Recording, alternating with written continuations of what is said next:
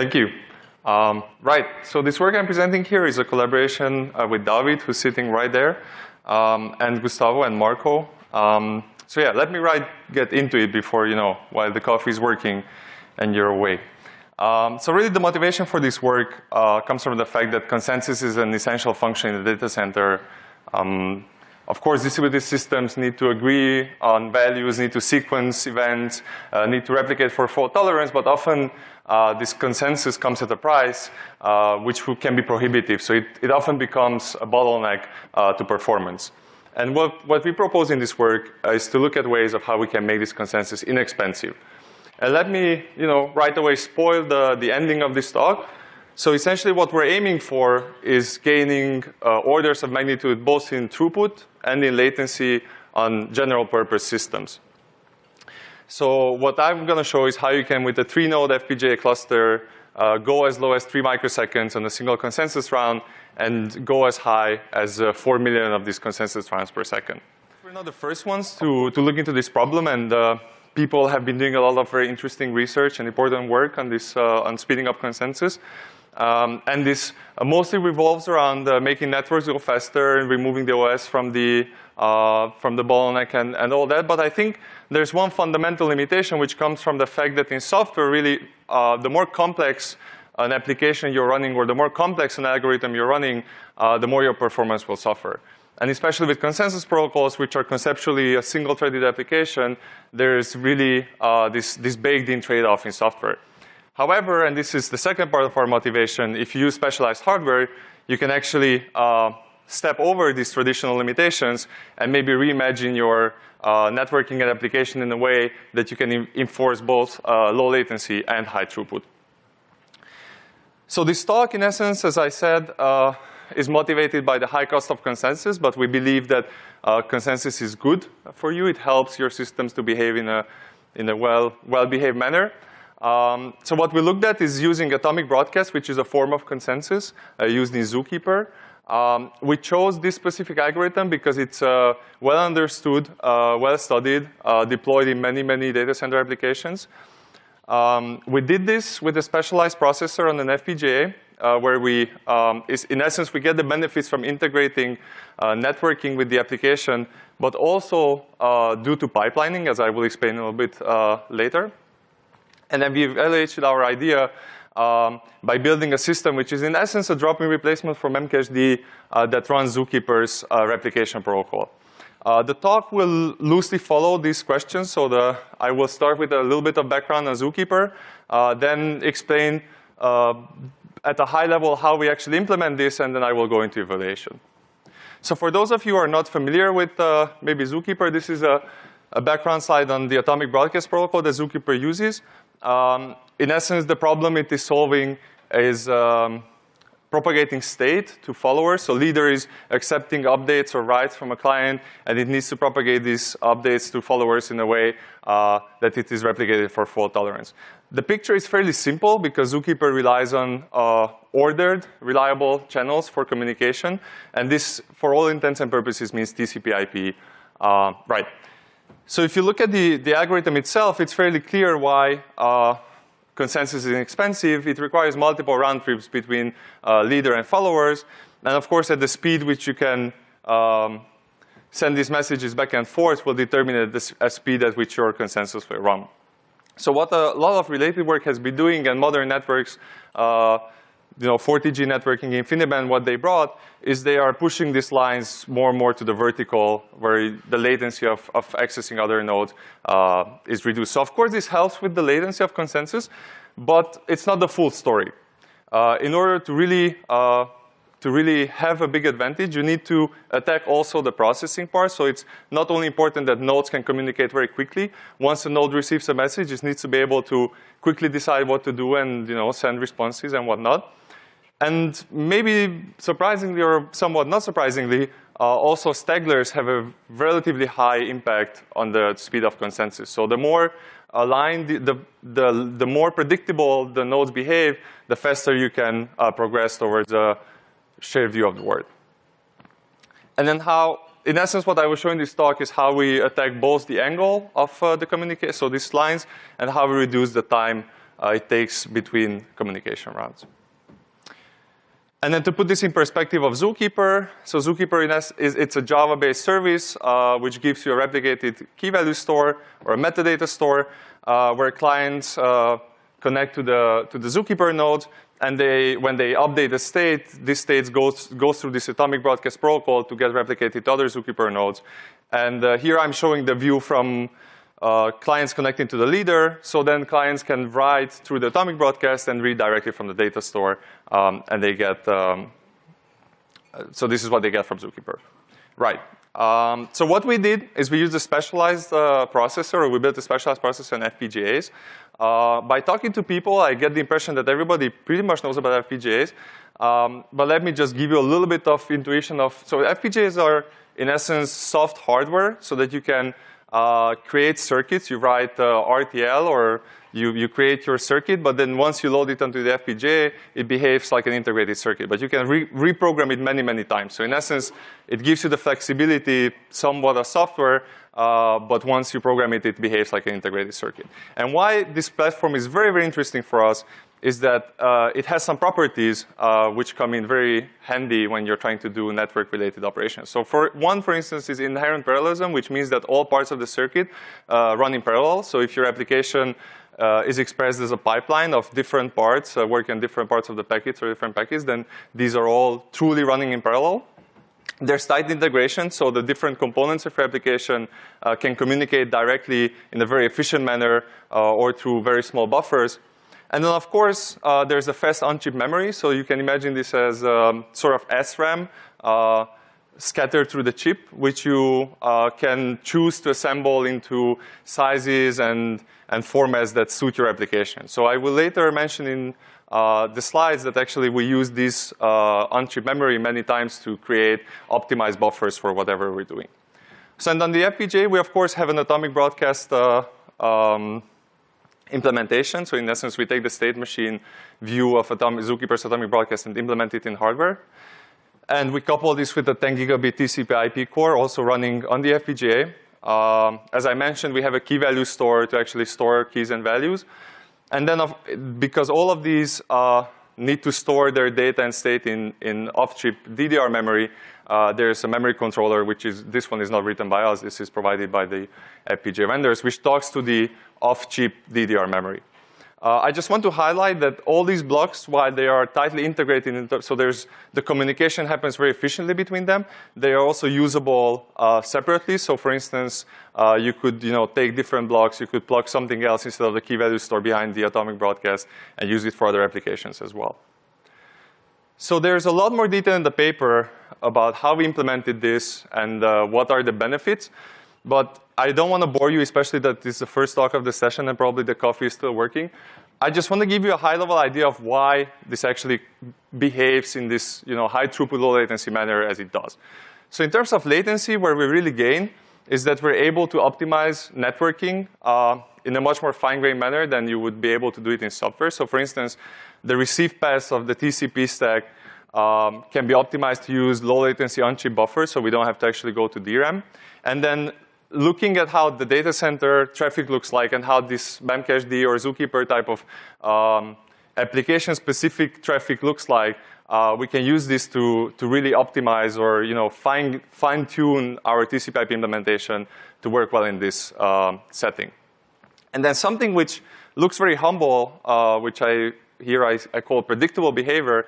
What this means is that because we're running in hardware, you have very strong guarantees on how long certain operations will take. So this means that you can almost come up with a model of your behavior depending on the load, and you can use this knowledge to really, really optimize how you're doing buffering or caching. So what I mean here is, for instance, for the consensus protocol, you are writing, the leader is writing to some sort of log, where if it needs to look back, it can catch up followers. So you can, for instance, use knowledge about how your system behaves to have this log built as a multi-layered thing where you store parts of it in very low latency and low capacity on-chip memory, and then you move maybe older parts of it off to DRAM and so on. And then, of course, I mentioned it's not only latency that the FPGA improves, there's also throughput. And this happens because there's pipeline data flow type of execution inside the FPGA. So there's also parallelism in between the different parts of the application. So networking might be processing some packets, while the consensus module might be working on something else. And in parallel, the key value store is storing or retrieving data. But even inside these pipeline stages, there's multiple things happening. So in the paper, there's a lot more detail on how each of these steps is actually a pipeline in itself, or even multiple parallel paths in itself. But let me go to give you an idea of how we deploy this and how we evaluate it. So as I showed you the previous picture, in essence, we have one FPGA. So this is not connected to a host. This is really you can imagine it like a small board just plugged into a data center. So there's the FPGA with the replicated key value store, the atomic broadcast, and the networking logic on it, which sits on a NSDI'16 evaluation board. So this is for those of you who know the NetFPGA SUMI board. This is very similar to that one. So if you're familiar with that, this is a board which gives you roughly the same properties. And then, as you can see here, our FPGA board has 4 10 gigabit connectors, from which we use 1 for TCP/IP networking. And I will show in the next slide.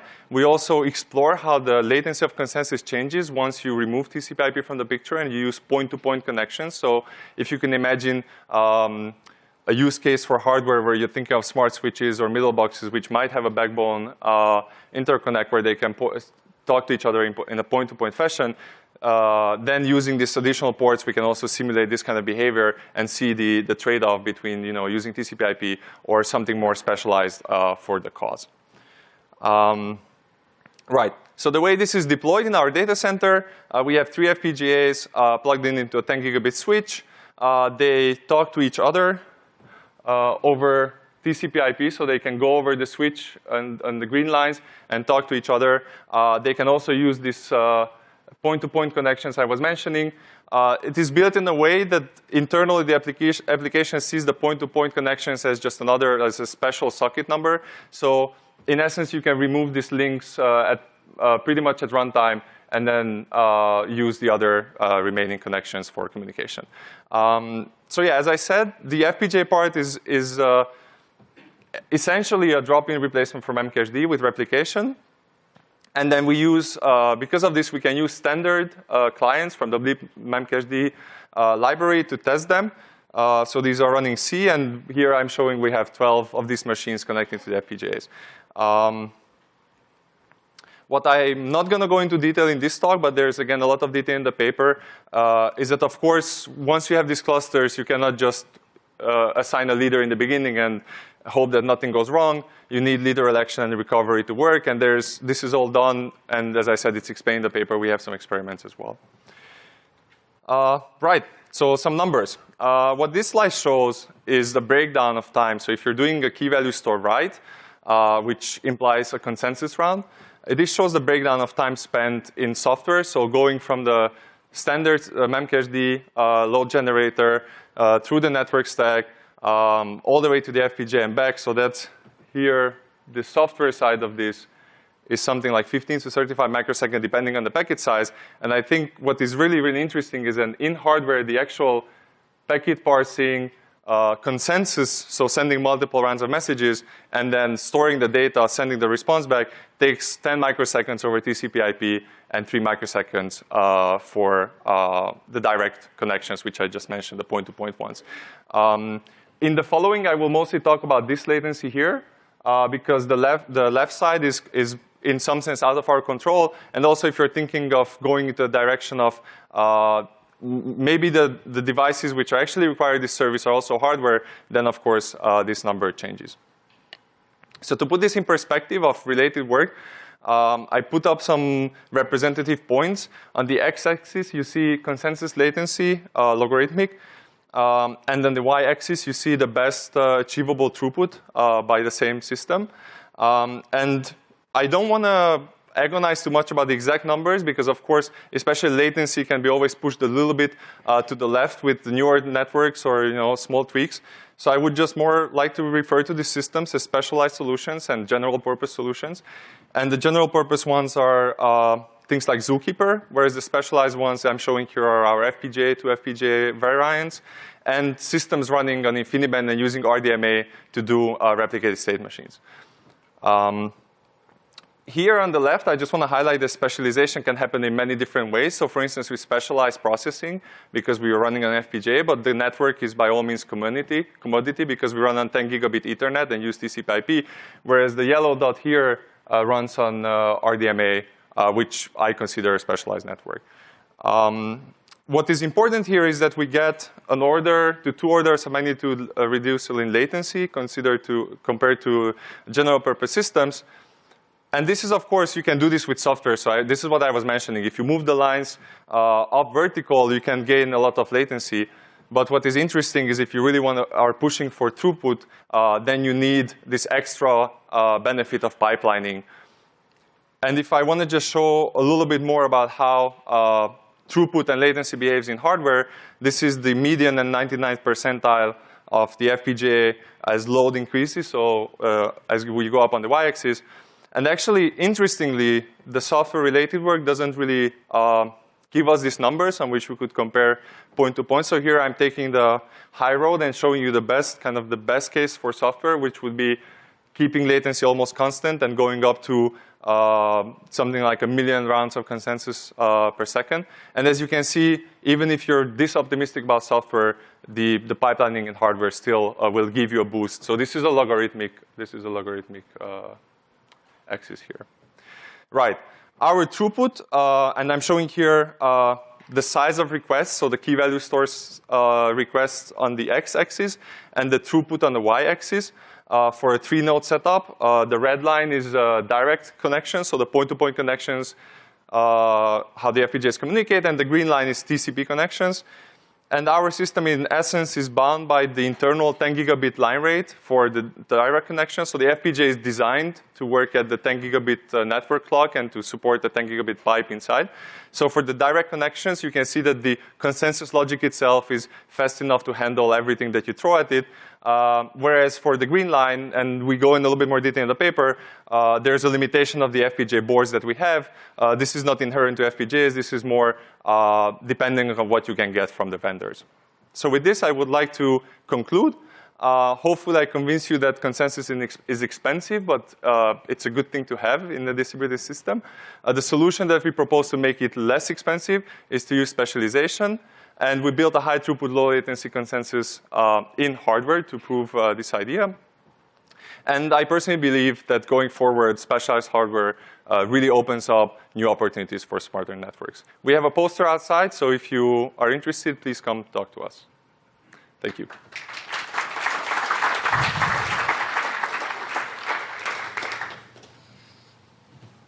Robert Escriva, Cornell University. So a lot of your numbers use this directly connected network, which is basically a synchronous network.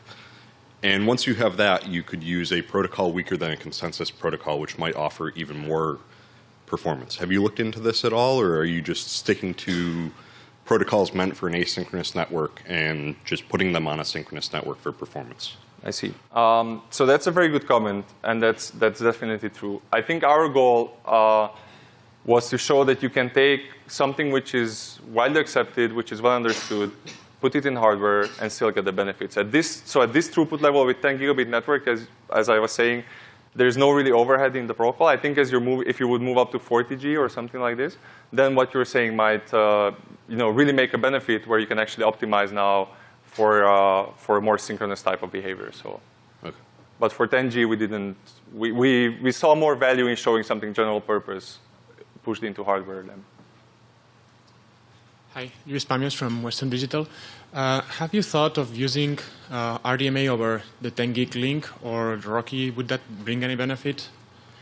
Yeah, so for this work, we kind of took this goal of, we felt that we felt there's a value in using commodity networks and showing that this is doable over TCP/IP because it's still in many data centers, maybe for legacy reasons, TCP/IP is still king. So this was one goal of the work, but definitely moving forward, there's, I think, a lot of potential in using things like Rocky and FPGAs. And as I said, so David is right there. Maybe he's the right person to talk to on this one. All right. Let's thank Zsolt. Thank you.